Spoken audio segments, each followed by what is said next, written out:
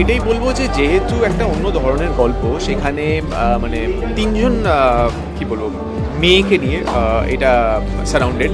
ঋতস্মিতা যে বাচ্চা মেয়েটি করছে, প্রিয়াঙ্কা এবং পায়েল। তো সেই তিনজনের মাঝখানে আমি, এবং সাথে আমাদের বিশ্বনাথ দাও আছে।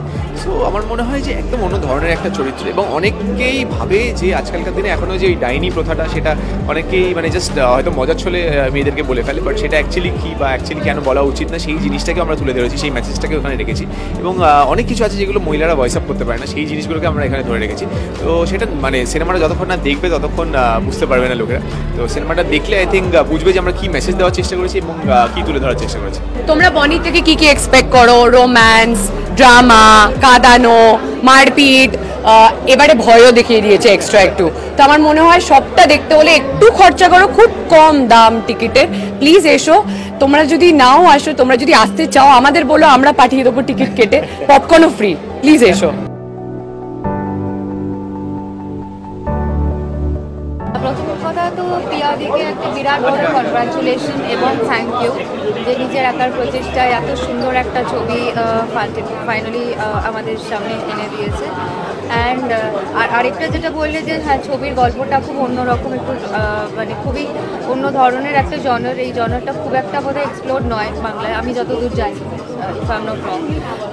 হ্যাঁ, এই ধরনের ছবি প্রথম প্রোডাকশনে অ্যাটেন্ড করাটাও একটা বিরাট বড় ব্যাপার, এবং অভিমন্যুকেও আমি বিরাট বড় একটা কংগ্রাচুলেশন জানাতে চাই যে ওর ক্যারিয়ারের এত প্রথম দিকে এরকম একটা ছবি করার ওর রিস্ক নিয়েছে, এই সাহসটাও কিন্তু বিরাট বড় ব্যাপার।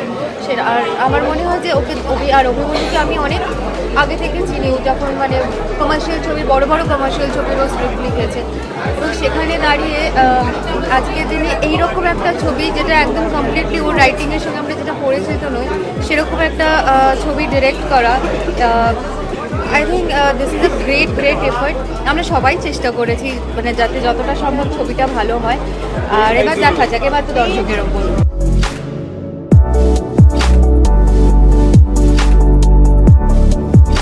সাবজেক্ট যখন হয় তখন এবং যখন কাজ করার সুযোগ ঘটে খুব ভালো লাগে, যেটা এই সময়ের গল্প বলে, এই সময়ে এই সমাজের কিছু অংশের কথা বলে অ্যাটলিস্ট, এবং অনেস্টলি বলে। সেরকম কাজের সাথে জড়িত থাকতে পারাটাই আমার মনে হয় যে কোনো অ্যাক্টরের জন্য একটা দারুণ ব্যাপার। এবং অহল্যার ক্ষেত্রে ব্যাপারটা আরও স্পেশাল, তার কারণ অবশ্যই গল্প, অবশ্যই কন্টেন্ট।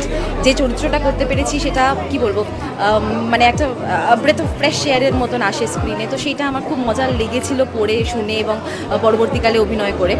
এবং তাছাড়াও যে কাস্ট রয়েছে, পায়েলের সাথে আমি আগেও কাজ করেছি, ওকে খুব রেসপেক্ট করি।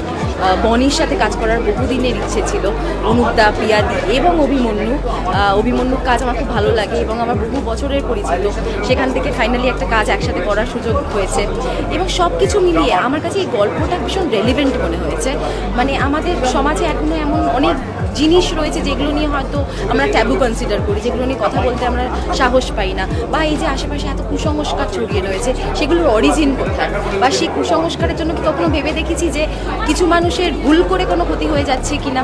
সো এই জিনিসগুলোর কিছু প্রশ্ন, কিছু পয়েন্টস, সেগুলো এই গল্পের মাধ্যমে সামনে আনা হয়েছে। তো আমার সব মিলিয়ে খুব এক্সাইটিং মনে হয়েছিল কাজটা, এবং এখনও তাই।